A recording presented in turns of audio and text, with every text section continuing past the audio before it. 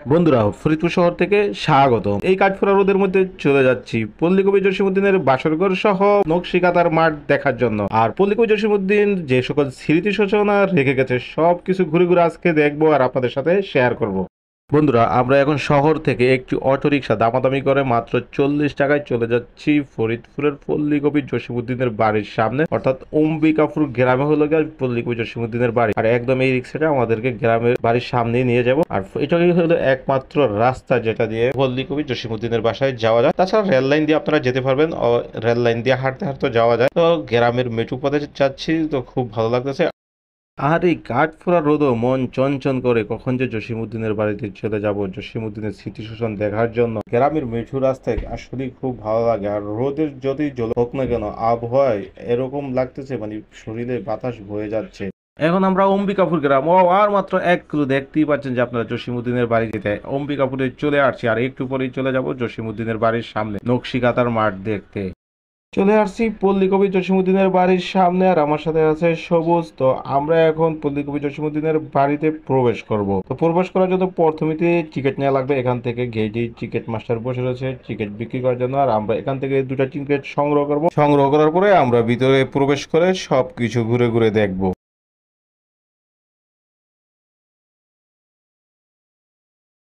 প্রবেশ করার পর মাঝখানেই দেখবেন যে বিশাল বড় একটা গাছ।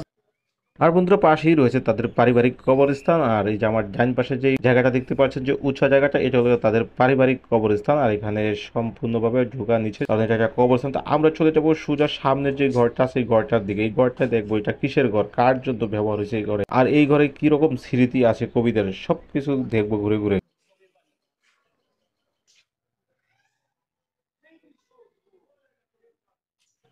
তো দর্শক, এই মুহূর্তে আমি দাঁড়িয়ে রয়েছি কবির পিতা আনসারউদ্দিন স্মৃতিঘরে।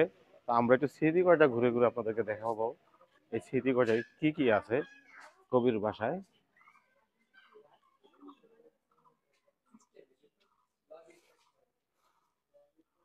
দর্শক, এটা হলো গিয়ে স্মৃতিঘর।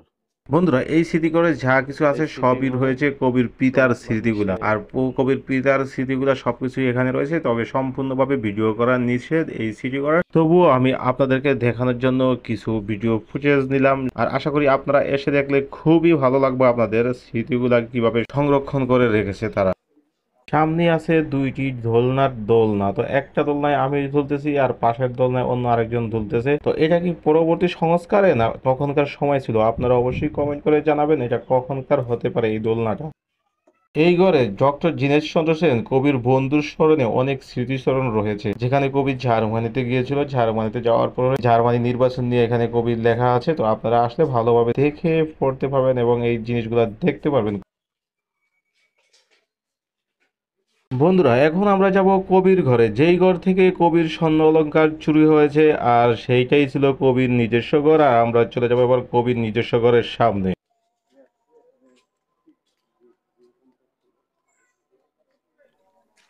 এখানে কবির কবিতা লেখা আছে, আই ছেলেরা আই মেয়েরা ফুল তুলিতে যাই, ফুলের মালা গলায় দিয়ে মামা বাড়ি যাই। আমার তো এখন আর মামা বাড়ি যাওয়া হচ্ছে না। আপনাদের কি মামা বাড়ি যাওয়া হয়? কমেন্ট করে জানাবেন। এটা হলো কবির বড় ভাইয়ের ঘর।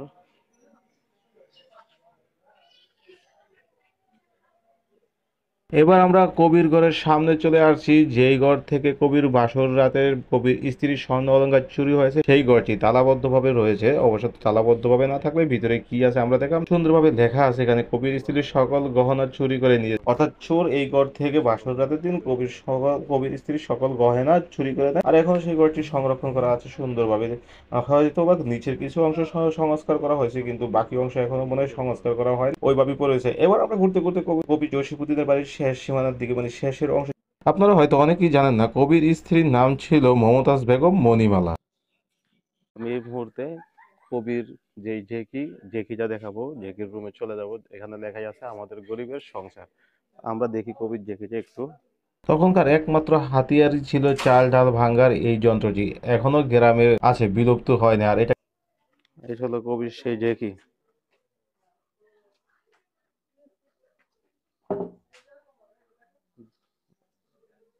সেই জেকি দর্শক।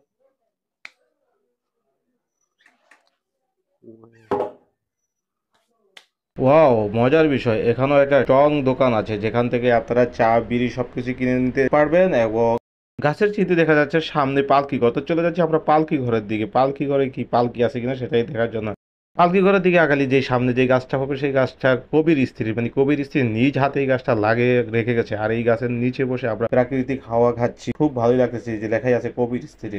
আর পাশে যে ঘরটা আছে আমরা এই ঘরে ঘুরে দেখবো কি আছে। এই ঘরটা ছিল কবির ছেলে হাসু এবং বাসুমনির ঘর। এখানে হাসু এবং বাসুমনির স্মৃতিসূচক আছে সবকিছু। আর এখানে আমরা দেখতে পাচ্ছি আসমানি কবিতার সেই আসমানি, আর আসমানির সেই ঘর, জসিমউদ্দিন পল্লী কবি জসিমউদ্দিনের সেই আসমানি কবিতা। আর আপনারা আসলে এখানে দেখতে পাবেন। আর এখানে দূর দূরান্ত থেকে সব জায়গাতে সব সময় লোক চলে আসে। আমরা মনে করছিলাম এই দুপুরের সময় তেমন কাউকে পাবো না, আর এখানে আসলে প্রচুর লোকজন, এই যে মুরব্বীরা চলে আসছে এখানে রেস্ট নিতেছে, তারা ক্লান্ত হয়ে যায়।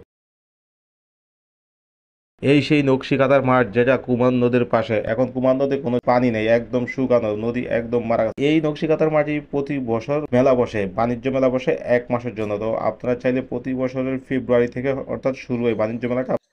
আজকের মতো আমি এখানেই বিদায় নিব পল্লী কবি জসিমউদ্দিনের বাসায়। আর বাসাটা এতক্ষণ পর্যন্ত আপনাদেরকে সুন্দরভাবে দেখানোর চেষ্টা করছি। আর যদি যাদের ভালো লাগে থাকে অবশ্যই এসে দেখে যেতে পারেন এই সুন্দর বাসাটা।